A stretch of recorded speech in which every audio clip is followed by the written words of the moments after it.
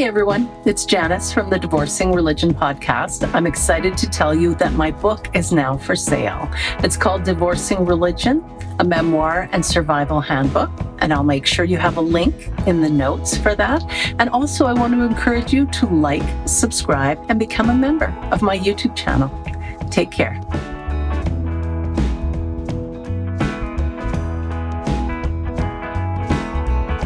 Hi, everyone. Welcome to the Divorcing Religion podcast. I'm your host, Janice Selby.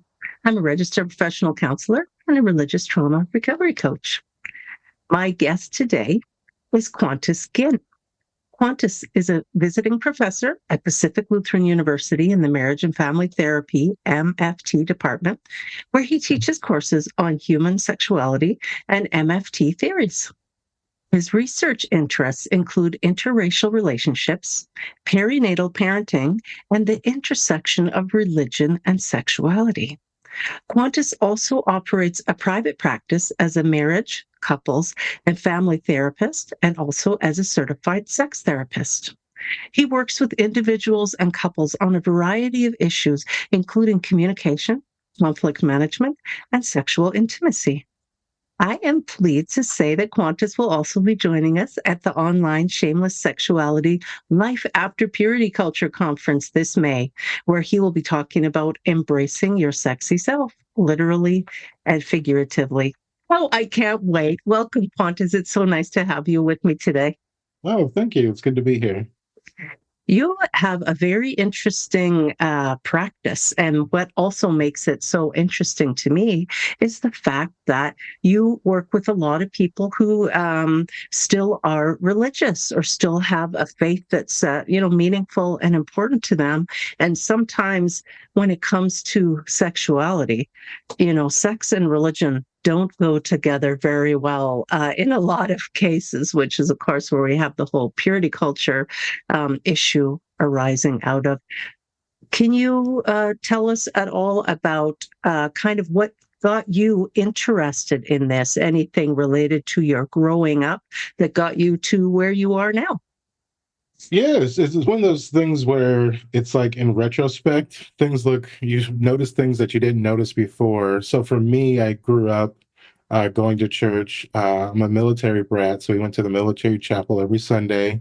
My grandfather on my mom's side was a preacher.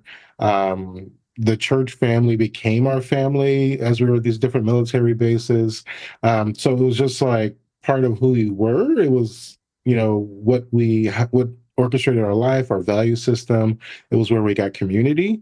And so even when I went off to college, I found a church and was heavily involved in the church, teaching Sunday school and children's church, and growing up in that environment in the South, where I ended up going to college, and then moving from the South to Chicago, being involved in various churches. So it was, I would say it was more like Southern Baptist, like Black Southern Baptist when I was a kid, and then charismatic Pentecostal Black churches in college, and then Chicago was like the Swedish Covenant, Evangelical Covenant Church. Wow. So it was very multiracial and very social justice focused when I moved to Chicago.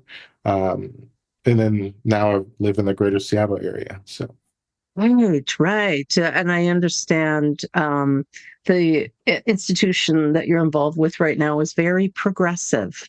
And that just makes me so happy. I love to know that folks who remain religious and have retained their faith also are very inclusive, because that's where we run into so much trouble when people choose the religion over the relationship with their loved ones. And that's where sometimes things can almost feel a little bit culty when people are required to make such harsh decisions like that. So I think any place that you're involved with would have to be pretty inclusive because of the work that you do as far as helping people with sexual intimacy. as much as you can share with us, and I mean, you feel free to say how far we can go with it or not.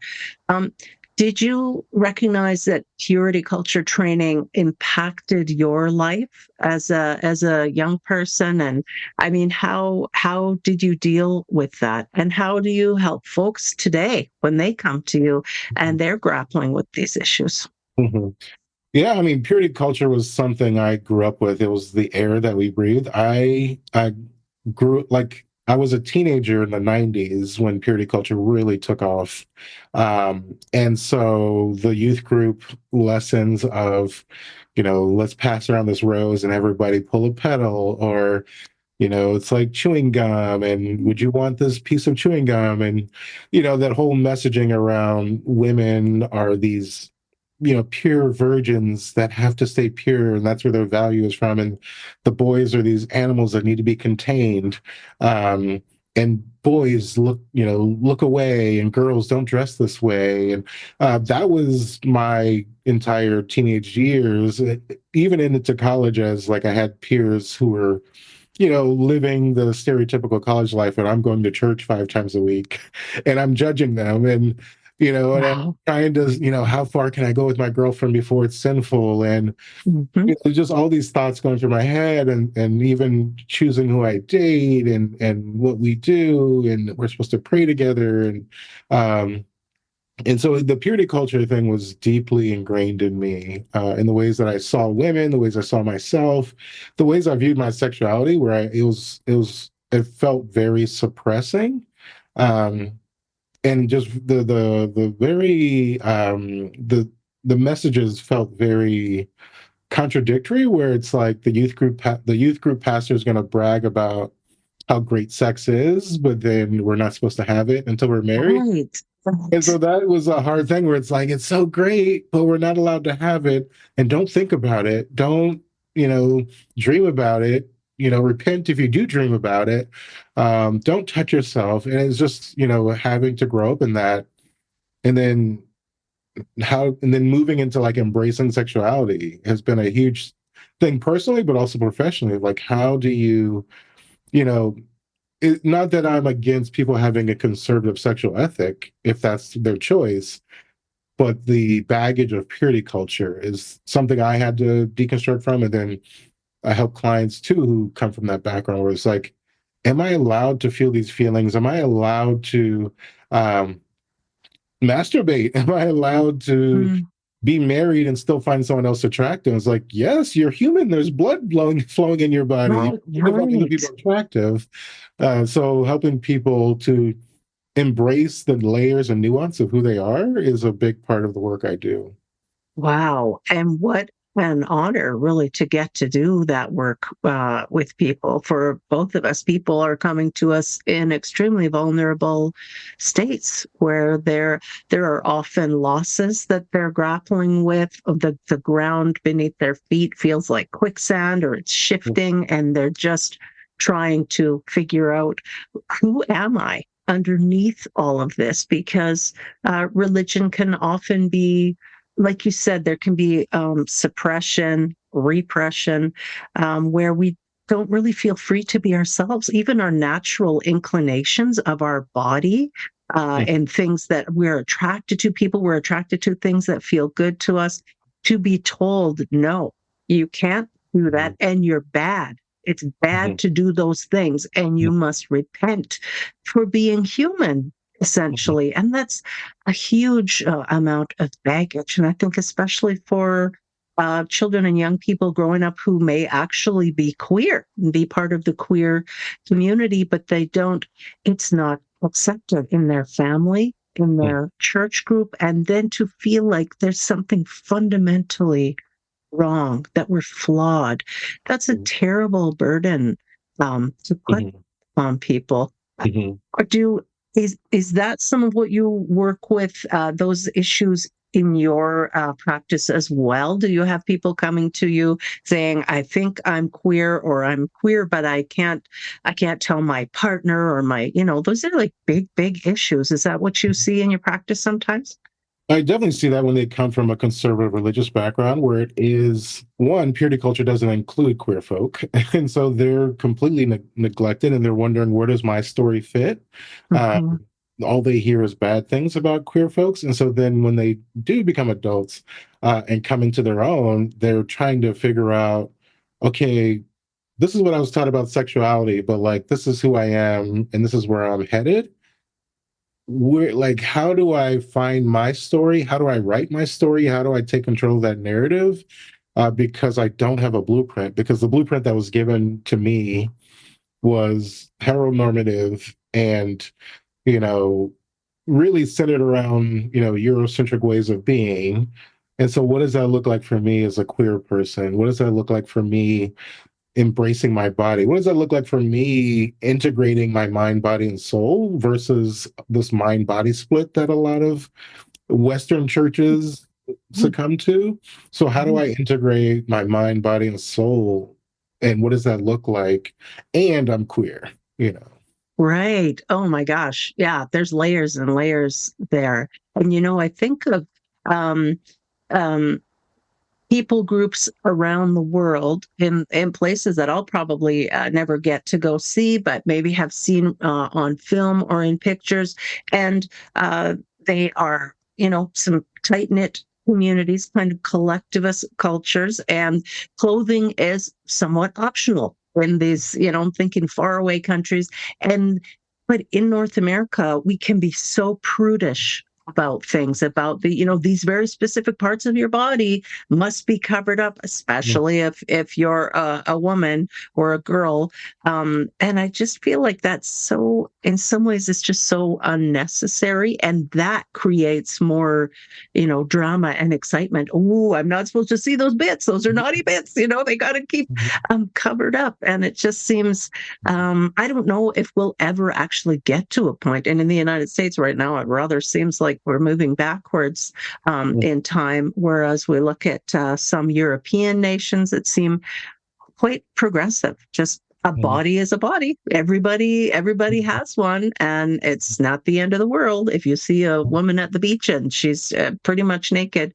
Um, but I feel like for those of us who grew up in purity culture, it's even heightened. Like there's even more pressure on us to conform. And then if we're able to move beyond that and start really being who we are, it can feel so scary. It can feel, because then we feel like we're sinning, we're doing something we're not supposed to do, just by owning our body and feeling good about the way that we look. So I don't know if that factors in for you at all, or if that's more of an issue for um, AFAB folks, or if men also, because they just have to keep their pants or their shorts on. So that they're not worried about exposing their top. But what are the issues that men are facing and boys related to purity culture? Yeah, as you were talking, it was making me think about, so some of my early deconstruction was happening in grad school. So like went to undergrad 4 years and then went to grad school for my master's. And part of our master's program was 6 months in Europe, in Germany and France. And Mm, to be in France, in the university, it was a unisex bathroom. So walking into the bathroom was everyone, and like the stall doors had like floor to ceiling doors. mhm. And I'm just like, prudish me from like southern USA was like, we're all going into the same bathroom and nobody blinked an eye. There's condom dispensing machines on the side of the pharmacy wall that anyone can go to. There's billboards and mini billboards of naked women, like bare chested. Mhm. School children walking past, not thinking a thing about it. TV commercials with nudity in the middle of the day. It was like a bank commercial where a woman's dress fell off. And but then I would watch American movies on French TV and they would edit out the violence. So Oh, anytime an wow. action movie that someone got shot, there'd be like a rough edit where like it just goes from you hear the bang to the person on the ground.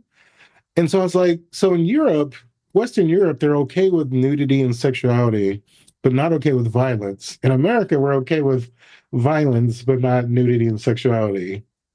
And so that was just like one of those things where I'm like, what is going on here? We're okay with like seeing people get shot and blood everywhere and falling on the ground, but we're not okay with like seeing cleavage or butts or things like that. And That's so fascinating. that was just a stark thing for me, where it's like, what are we doing here, and what's the impact on us? And so then, you talk about men coming from purity culture. Um, it's I even think about like more and more women are nursing now, and it's hard for them to find a place here in America to find a place to nurse, and people will go to people who are nursing and say that's disgusting, or you need to cover up. And it's like, it's a boob that's meant to feed a baby. Yeah. But it's like, that's part of this like purity culture that's even in secular spaces, where it's just this like, it's a boob that's meant to feed a baby, but we've Right. sexualized it so much that we can't even feed a baby with it in public, you know? Wow. And then of course it makes me think, what gives one person the right to come up to another person and declare, that's like the morality police that we hear about in some very uptight religious regimes around the world, and it's unacceptable. Hmm. Behave like an adult. You Hmm. can you can look away, or maybe you can just be pleased that somebody's baby is actually receiving nourishment. But I think Hmm. it is has to do with the purity of feelings that have kind of seeped into the Hmm. culture at Hmm. large, and then when we are taught that we must repress those, repression leads to obsession a lot of times. And then it is an unhealthy kind of fascination that takes over every aspect of a Hmm. person's life. And that's really when we run into some trouble. Yeah. And even most of my students, I've been teaching human sexuality and sex therapy for the past 3 years. And I have the students do reflections, and ones that have never stepped foot in the church describe how purity culture impacted them. They didn't realize it, they didn't have a name for it until we talked about it in class, where it's like, yeah, I thought that a woman's worth went down depending on how many sexual partners she had. I thought I had to cover up and wear certain clothing. I thought my value was tied to this. It's just like, you've never stepped foot in a church, and purity culture has even seeped into your life because it's in our atmosphere. Oh, wow. And that certainly also makes me think about the double standards that are at Mhm. play um, between the various genders, and specifically the idea that girls and women are to remain virginal. Well, it's fine for boys and men to be going out and gaining experience. I got my air quotes going for people who are just listening. Yeah, gaining experience. But really, what we find in the super fundy atmospheres is that the boys growing up in those homes are really often cut off from their own bodies because they're not supposed to be thinking or touching themselves, in Mhm. sexual ways at all. And then you get to the wedding night, and you're just supposed to flip a switch and everything's going to be blissful and amazing. And but it's two people who don't know their own bodies, don't really know the other person's body, how it works. They probably haven't had conversations about what feels good to you, what feels good to me. They probably don't even really think much about consent, because unfortunately in fundamentalist homes, children are not raised with consent, Mhm. the ability to give it or withhold it. It's obedience that has to happen. And I mean, then if porn has also been a staple, um, and the parents aren't talking about it, or the kids don't learn about it, and they don't know that these are actors, Mhm. Mhm. and then they might have a thought that, oh, all girls like this, or all boys Yeah. like this.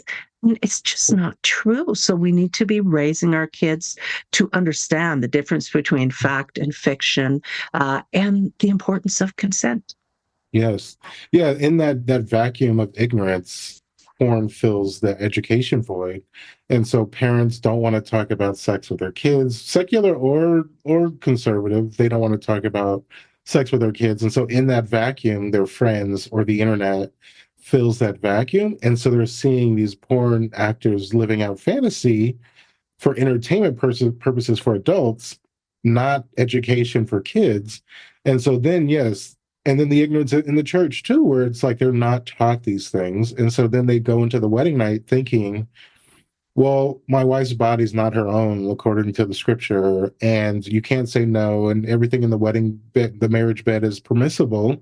But it's Wow. like, no, you both have agency, you both have opinions, you both have likes and desires, and we need to respect that. But yes, if you're in a fundamental religion, you're taught to suppress your own intuition, you're taught to suppress your own opinions. And so then it's like, what is it like to have agency in the bedroom? And you weren't allowed to explore yourself, you know. And I also think of the you going back to men in purity culture of this, you know, if there is the secretive use of porn and masturbation, they compartmentalize that part, and there's a shame cycle that happens where it's like, I watch this thing I'm not supposed to be watching, I'm touching myself when I'm not supposed to be touching myself, I enjoyed it, but I shouldn't have enjoyed it. Now I need to repent and not do it again. Okay, a few days later, I watch some porn and I masturbate. I enjoy it, but then I repent. And then the shame cycle keeps repeating itself. And that's how their sexuality gets wired. And then they're supposed to have partnered sex that requires another person wanting it, another person being in the mood, another person maybe not menstruating, another person not nursing a child, another person who's not tired, another person who just does or doesn't want to have sex.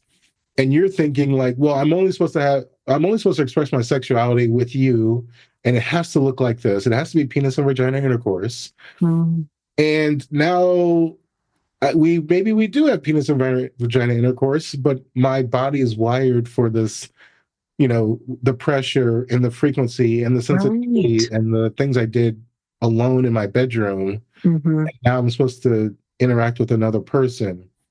And now the sensations feel different. And now the flow is different. I think I'm just going to go back to masturbating. Right. Yes, yes. And not to mention when we are masturbating, we're the ones that know our own body, how much pressure, how long, whatever. And it's not like that when we're with another person because of course we need to teach them what Mhm. feels good to us and exactly Yes. the things that we like because nobody's a mind reader. We just Hmm. don't know those things. But if Yeah. it's so much easier just to, well, I'll just spend time by myself and in 2 minutes, I'll be done and everything will be fine. But then we miss out on the opportunity to be Mhm. connecting so intimately with our partner. Yeah, yeah. And I mean, and going back to the ignorance part, it's this thing of like you were saying, a lot of times you're not supposed to speak, talk, think about sex, and then the closer you get to a wedding, I've witnessed this personally, where conservative friends, you know, 6 months before the wedding, start studying about sex.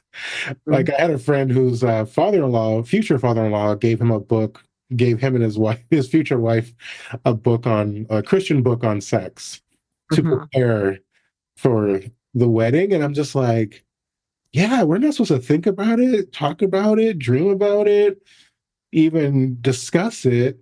And then, yeah, closer to the wedding, we're allowed to open up that box. And it's like, how do you like compartmentalize such a major part of yourself and then think you can just like open up the lid and it's going to magically integrate into other parts of who you are and your being? Hi, everyone. It's Janice from the Divorcing Religion podcast. I want to let you know that the Shameless Sexuality Life After Purity Culture Conference has now been changed to an online event.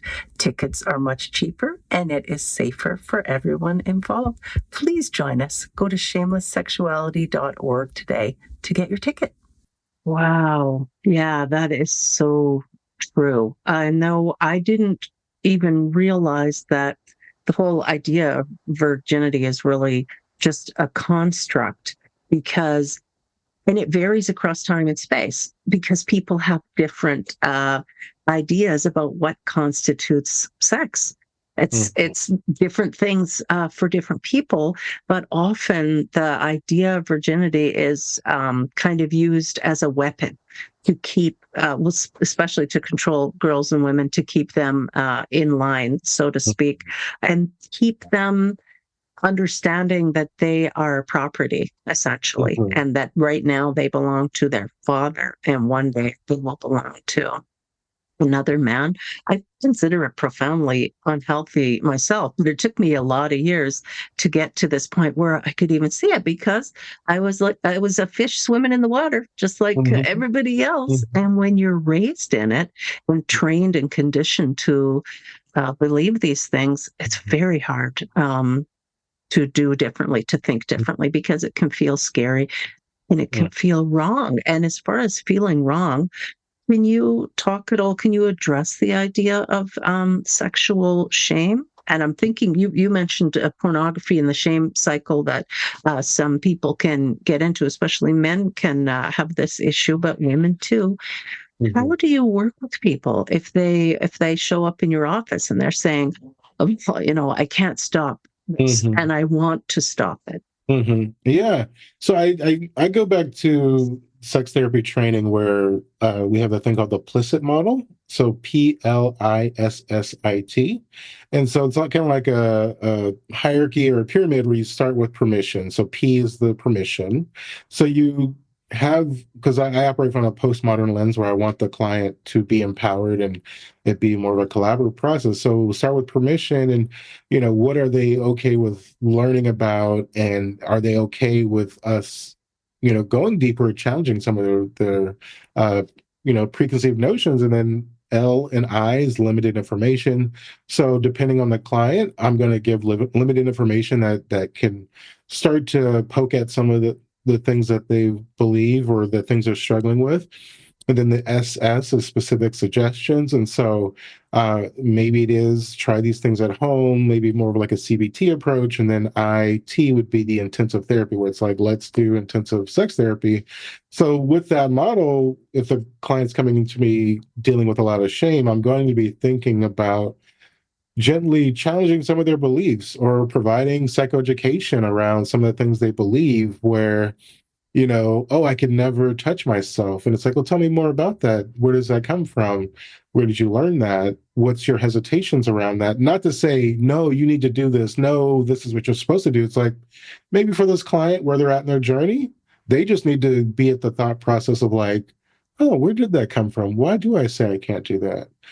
So it's like, that's where I start with the shame, where it's like, I want to respect where they're at, and not try to convert them to my, like, I don't want my clients to be like me. I want them to be like them, their true self. Beautiful. And so it's like I want to start to have them examine and explore the beliefs they have, where they come from.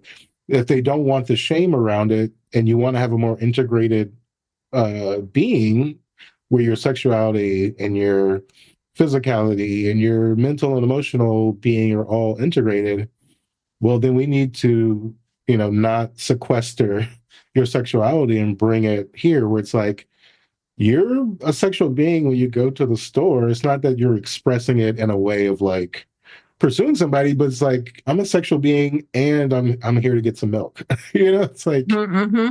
don't separate yourself. It's bring all of you, you know.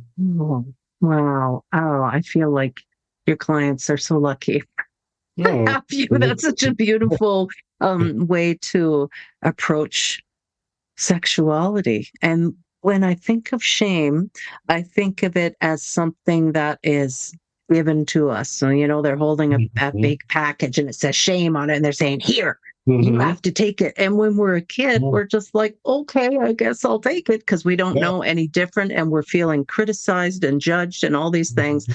And then we internalize it. Whereas in adulthood, if anyone comes to me and says, here is this shame, you have to Mhm. take it. I'm like, nope, that is yours. I'm Mhm. not going to do it. I don't need to take it and to feel shame about myself or my life Mhm. or my actions. But obviously, in childhood, we don't have the ability to critically examine. And Yeah. people who do end up shaming us are often they're carrying their own unexamined shame that came to them from a different adult. So at some point, we want to stop the cycle. Yeah.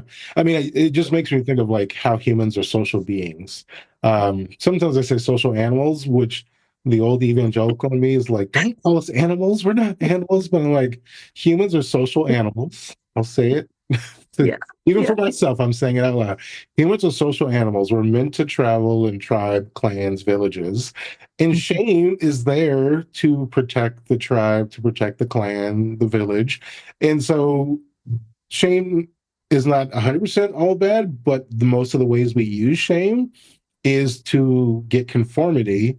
And humans being social animals, we need identity, we need belonging, we need community for our survival, for our thriving.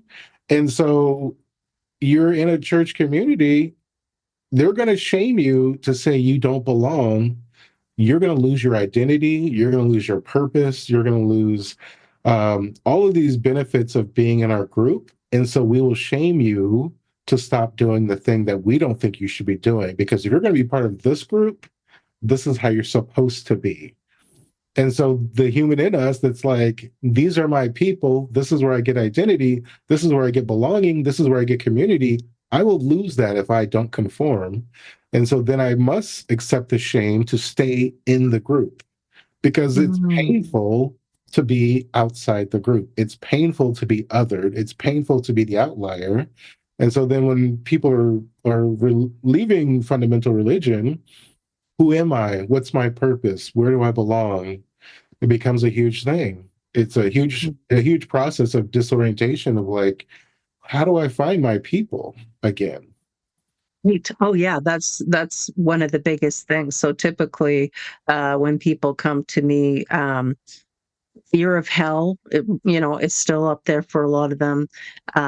Purity culture, trying to unravel that whole mess. But then also the loss of community and purpose. Those Yes. are like the big main things that Mhm. I work with clients in my practice recovering from religious trauma and purity culture indoctrination. And when we're talking about shame and not wanting to be on the outside of things, I can't also help but think again about how imbalanced things are when, say, a pastor or maybe a televangelist or something has been caught absolutely doing something Yeah. against the rules. And Yes. oh, okay, they can just get up on stage and cry about it and say how Yes. sorry they are. Oh, okay, you're Mhm. forgiven. It does not work that way for everybody. No, Certainly no. doesn't work that way for women who may be Mhm. the, I got my air quotes, the other woman in the situation. Yes. But yeah, I just feel like uh, unfortunately, predators can often make their way into churches and they are hiding there in plain sight because people are taught that they must obey and that they Mhm. must forgive. And Yes. these both can be such dangerous Yeah. commandments to give to people because that lets the predators off. They can weaponize the forgiveness and then they're free to keep doing whatever it is they're doing. So we need to be giving children, especially, language to talk Mhm. about sex and to understand about consent, and that Yes. nobody has the right to touch them, Mhm. and that they will always be welcome and accepted by family. If they have Mhm. something to say about something that's happened to them, they'll be listened to and they'll be Mhm. believed. Yes. Yes. Seems simple, but I think it's missing a lot of the time. Oh yeah, and that's the thing that there's a big push, which is there's a lot of dissenters, but comprehensive sex education. It's northern Europe is big on comprehensive sex education. The state of Washington, where I'm at, has implemented it, um, or yeah, has implemented, and there's a few other states, but it's about from a young age teaching boundaries, from a young age teaching proper names for body parts. And then when they get older, we can talk about relationships and how to avoid abusive relationships, still practicing boundaries and consent. And then we can talk about pleasure when they're older. We can talk about different body parts and what they're used for, but even starting at a young age with proper names and respecting other people's bodies.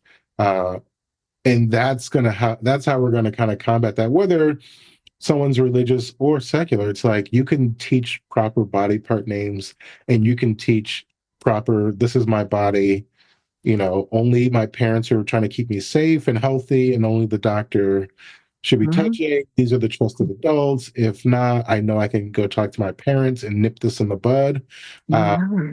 but yeah, and then you layer that with a church that a lot of times American churches are very hierarchical and patriarchal, like you're talking about.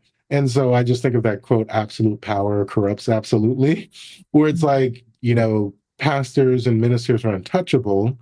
And so even if they do something wrong, we need to restore them, quote unquote, because they're a man of God and they have a calling on their life. That calling is above your feelings. That calling is above any hurt they might have caused. That calling is above Wow. any trespasses they might have committed. And I've heard of situations where teenage girls have had to apologize to 20-something-year-old youth pastors I know. for being abused by the youth pastor. And so it's like almost as saying they're a Jezebel that tempted or seduced this 20-something-year-old youth pastor or 30-something-year-old or 40-something-year-old, where it's like the woman is culpable because she was attractive and didn't do something right to prevent this. And so she must have been a Jezebel. Oh, it's so twisted and completely unacceptable.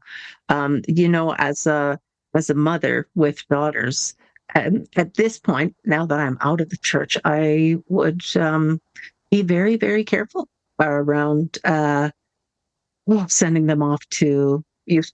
I would have very specific talks with them about, well, certainly about sex, but about what's the role of a youth pastor. And in my own life, I've seen some folks who are on the immature side, say, drawn to that position. Not all, but certainly some. But what we need to make sure is that they understand the distinction that their role has. They cannot be crossing lines at all, even approaching lines that look iffy there. I think more parents should be talking to their kids about that. And my concern as well in the United States right now is with Project 2025. And you were talking about comprehensive sex education. I'm concerned that states like Washington, where they are actually teaching this way, will be labeled as being pornographic if they have, a drawing of anatomy or anything like that, and then we're going to just cover it all up. Nobody's going to be allowed to even say the word sex. Like, it seems so harsh and so repressive, very Handmaid's Tale. Yes, yes. Yeah, and there was, before the Washington state law passed, there were dissenters who were saying, we shouldn't be teaching 5-year-olds about orgasms. If you look at the curriculum, it is not about teaching 5-year-olds about orgasms.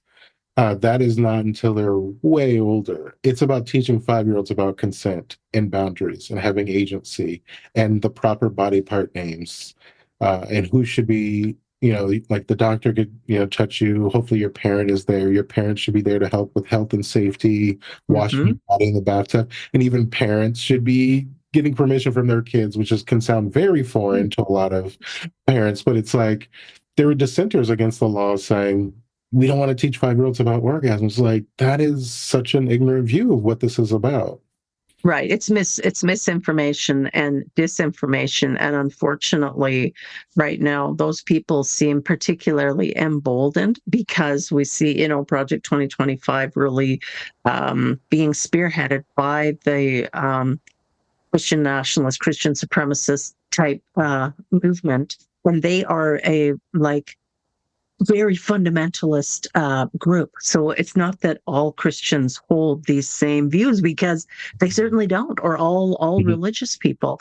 So it is dangerous when we get one group with too much of the power and everyone else has to toe the line. It's in our children's best interest for them to be learning about their bodies and about sexuality, where they teach abstinence only education. Again, I got my air quotes going. Mhm. There are higher instances of teens getting pregnant because they don't know. They don't know. Oh, this is how I could Mhm. get pregnant. So, and I think it's easier to trick people as well, to trick kids and teens if they don't know about Mhm. these things. So we're not doing a good job as parents if we don't educate our kids. And if we're not willing to talk about it at home, which a lot of parents unfortunately aren't, or they just want to close their eyes and pretend it's not Mhm. there, then the school has to be talking Mhm. about it. Someone has to be educating kids. Otherwise, they are just going to be turning to their peers and to disreputable places online. So we really need to grow up and be willing to have these conversations. Yeah, yeah, teaching porn literacy, where it's like it's almost the teaching now is like it's not when, or it's not if your child is going to see porn, it's when. Yes. So, I mean, when I was early in my training as a therapist, I was working with a second grader, and he was talking about all the kids having phones on the playground. I'm like, "You're in second grade." He's like, "There's first graders with smartphones." I'm like, "First graders with smartphones. I guarantee you, 100% of those parents do not have parental controls on their phones." Wow. And so the fact that a 6-year-old has a Oh my smartphone God. is his own thing, but then the fact of like how many parents know or even install parental controls, they're going to access things they should not be accessing, and they're going to show it to their friends. So your child who might be ignorant of that, it's like they need to know, hey, you might see this. This is what it is. Uh, Tell an adult, tell me, walk away from that situation, because they're being exposed to things that their young brains just are not equipped for, Right. and it's not Right. appropriate images for them. So it's like, it's not if a child's going to be exposed to pornography, it's when. And so how do we prepare them ahead of time? Because out of that ignorance, there's a vacuum, as we talked about earlier. It's like, out of ignorance, there's a vacuum of knowledge, there's a vacuum of awareness, there's a vacuum of how can you exercise boundaries and consent if you don't know what you're saying yes or no to. Yes. Oh my gosh, that's such an important point. And I know with my clients recovering from purity culture, we do discuss the concept of ethical porn. And a lot of people have never even heard of that. But I think it's something important to discuss with my clients, and often for them also to discuss with their teens and with their young people, the idea that if we do stumble across porn, or even if we're looking for porn and it's not on an ethical site, some of the people might have been trafficked who are in there. Not everyone wants to be doing it. They're not getting paid. Whereas with ethical sites, we know the actors, because they are actors, are adequately compensated, and there is safety on the set. Nobody's going to be at risk for developing an STI or an STD. And people are there doing this as their job because that's what they want to be doing. So no one's being trafficked, no one's being forced into anything. And just getting people to think in those terms. Again, it's like the consent piece. So it's not something we're used to having to think about because we didn't grow up that way, but it's an important piece of the puzzle. Yeah, yeah, yeah. And there's a quote about boundaries and consent that I love. I don't want to butcher it, but it's if you can't say yes, then how can you say no? Or if you can't say no, how can you say yes? Right. And so there's not an opportunity to say no. How can you say yes? And so even when you're talking about mainstream porn, there's been lots of instances where these women might show up to a set thinking they're consenting to one thing, and then they Mhm. get there, and the producer or the director adds other things that they didn't intend. And so now there's this power imbalance of, you're going to withhold my money, and you might not pay me what's worth to do these other things. And so now it's like there's the power imbalance is exploiting these people, where it's like, I do want to be a porn actress, but then I'm being forced to do these other things, and then they're going to blacklist me, so I can't work other places. Or even if they are consenting to extreme things, they are very unique. Like, they've trained their bodies that way. They want to do those things. They know they're playing a part. But unlike ethical porn, they're not telling you ahead of time, I'm consenting to this. They're not telling you this is role play. They're not telling you all these other things. And they're probably really slender and blonde and young. And Hmm. so, unlike ethical porn, where you're going to see a lot of different body shapes, body sizes, body colors, uh, Hmm. versus mainstream porn just really highlights, tall, slender, young. blonde versus a diversity of body expression. So if you're watching porn and you're watching mainstream porn, where do I fit? Do I belong? Going back to humans as social animals, Right. do I belong? Am I attractive? Because what I'm seeing is this, and I don't look like that. No, you do Right. belong and you are attractive. You just haven't Mhm. found your people because mainstream porn has indoctrinated you to see this versus no, there's you are out there.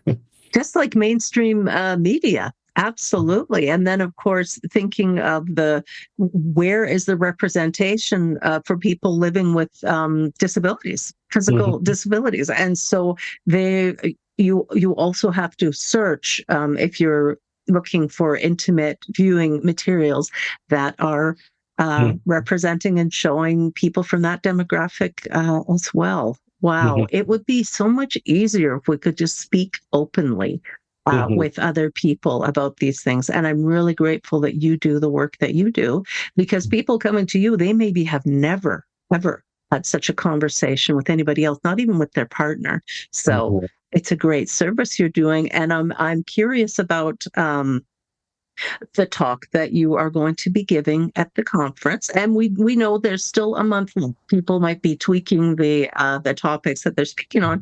The one that I have you listed as is about embracing your sexy self, mhm. literally and figuratively. Is that still the one that you're aiming to talk on?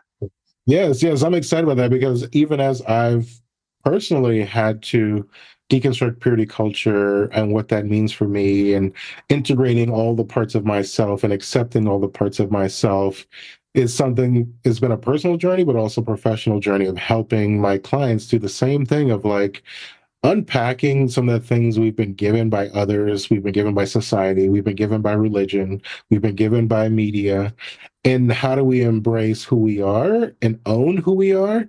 And it's from that place when you can embrace and own who you are, I feel like that's where your sex, either solo sex or partner sex, just blossoms, opens up because it's like, I embrace and own and know my sexuality. I know my body. I know my likes, my dislikes. I know my turn ons. I know my turn offs. I know where I like to be touched, and I can do that either with myself or with someone else. And this is me sharing that with someone else versus I'm a passenger to my own sexuality, and someone else takes control, or someone else dictates to me what it looks like, what it feels like. So if they can embrace and own it, that's what I hope people when they come to the talk. Um, wherever they're at on that journey of embracing and owning it and expressing it, we can go from there and just expand wherever they're at on that journey of like, this is me, this is who I am, and this is what I do either by myself or with someone else. And that's what makes, that path to magnificent sex. Oh, I love it. I cannot wait to hear your full talk. It reminds me of this quote that used to be on this show years ago, and they were helping people find out what clothing looked best on them. And the host would say, rest the body you have, not the body you wish you had. And I feel like that kind of ties into what you're talking about. I need to be able to accept myself and love myself Mhm. exactly as I am. I'm not 10 years younger, 20 years younger, 20 pounds lighter. I'm exactly me, who I Mhm. am today. And frankly, sometimes loving myself as I am feels like a supreme act of rebellion when Yeah. media and social media is constantly telling me I'm not enough. I'm Yeah. inadequate. I'm too old. I'm too this. I'm too that. Mhm. So really encouraging people to love themselves at every age and stage, and also the idea of we're still sexual as we age. I'm Mhm. in my 50s, my husband is in his 70s. And so young people don't typically think about that, what it might be like as we age. But Mhm. it's worth it for people to do a little bit of research ahead of time and recognize, okay, I'm going to be probably going through these stages, or my body will go through these stages as I get older. And I don't need to be afraid because sex can still be wonderful. And certainly, the better we know ourselves, Mhm. the better sex can be. Yeah. Yeah. I mean, going back to those messages we get from society and from media, it's like if you're older, you don't have sex, or it's not on your mind, or this or that. If you're, larger bodied, then you're not attractive. And so don't even like think about sex. And so all these messages creep in. And so then it's like we start to suppress ourselves versus other people doing it. And so, how do we take back the narrative of like, no, like, this is my body. I love it. I know it's changed after I've had kids. It's changed as I've gotten older. It's changed after this. It's changed after this injury. I can still work with it. I still find ways to be creative. I still find ways to not feel at the mercy of society or the mercy of how my body's changing, and celebrate it. This is the body that birthed these kids, and I have three beautiful kids. And yes, I have stretch marks. It's just a testament to the journey I've been on, and these Yes. stretch marks still deserve love and to be caressed Mhm. and to be touched. Yes. Yeah, that's so true. And that's something as I've gotten older, and I just got married again a few years ago. And for my husband, my partner, to touch my belly or touch a part of my body that I'm like, oh, I wish it wasn't there. I wish, when you touch it, you're acknowledging it. But to let myself receive Mhm, their love when he says, I love every part mhm, of you, even the parts of yourself that you struggle to love. I mhm. love those parts. And what a gift. And what a gift we can give Mhm. ourselves too. Yes, these social animals loving Yeah, each other, and so that's like true. he's witnessing and embracing who you are, and now it has this beautiful positive feedback loop of like, yeah, yes, yes.